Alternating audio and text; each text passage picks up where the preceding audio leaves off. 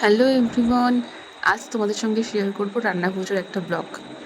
জানি যে অনেক দিন কোনো ব্লগই আসেনি, অনেক দিন পর একটা নতুন ব্লগ তোমাদের সঙ্গে শেয়ার করছি।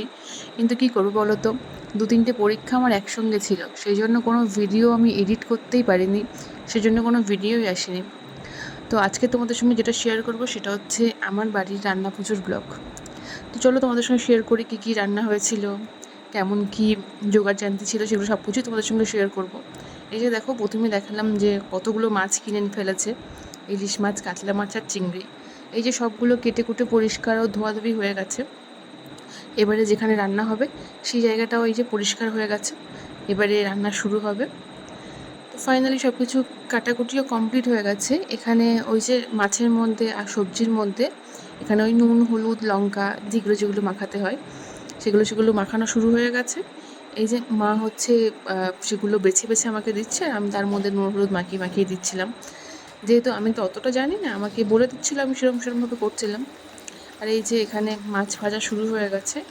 এখানে বাবা বসেছিল মাছ ভাজতে, আর আমরা আশেপাশের জোগাড়গুলো করছিলাম।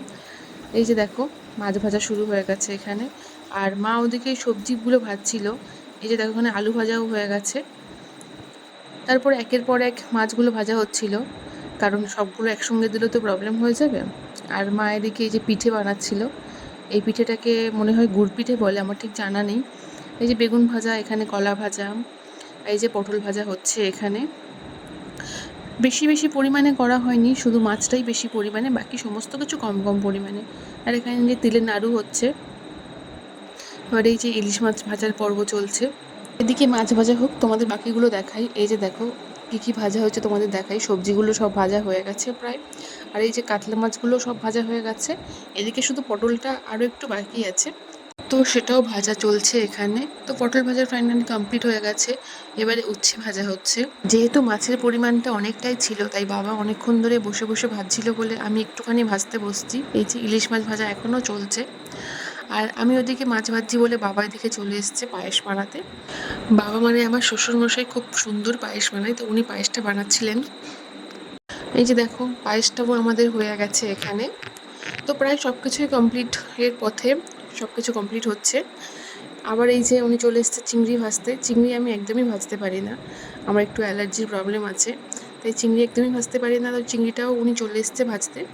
আর ওদিকে মা ওপরে ভাত এইগুলোই হচ্ছিল। তো রান্নাবান্না প্রায় এখানে কমপ্লিট হয়ে গেছে। বাকির মধ্যে এখানে ডাল ভাজা বাকি ছিল, আর একটা আমাদের যে চচ্চড়ি হয় সেটা বাকি ছিল। কিন্তু অনেক রাত হয়ে গেছিলো, আর আমি আর বসতে পারছিলাম না, খুব ঘুমও পাচ্ছিল, সেজন্য আমি চলে গেছিলাম ঘুমোতে। তো বাকিগুলো আর নেওয়া হয়নি ক্লিপ, কিন্তু যেটুকু নেওয়া হয়েছে সেটুকুই তোমাদের সঙ্গে শেয়ার করছি। দেখো, এই যে দেখো কী রান্না হয়েছে। এই যে সমস্ত মাছ ভাজা এখানে কমপ্লিট হয়ে গেছে। তারপরে এই যে সবজিগুলো এখানে ভাজা হয়ে গেছে। আর ওদিকে তোমাদেরকে আগেই দেখালাম যে পায়েসটাও হয়ে গেছে। তো মোটামুটি এইগুলোই হয়ে গেছে। তো চলো এবার তোমাদের সাথে শেয়ার করবো পরের দিন। এই যে দেখো, পরের দিন পুজো হয়ে গেছে, আর এই যে খাওয়া দাওয়ার জোগাড়। 3জন গেস্ট এসেছিলো বাড়িতে, তাদের জন্য এই যে খাওয়া দাওয়া জোগাড় করেছি। এখানে দেখলে তোমরা দেখতে পাবে যে কী হয়েছিল।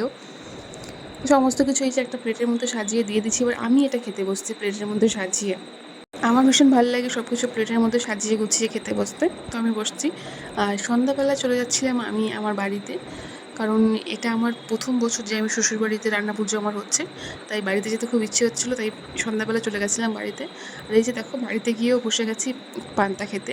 আর আমার বাড়িতে এই যে যেগুলো দেখালাম, আমার বাড়িতে ওইসবই ভাজাভুজি হয়েছিল। তো আজকের মতো ব্লগটা এখানেই শেষ করছি। কেমন লাগলো তোমাদের জানাতে ভুলবে না। টাটা।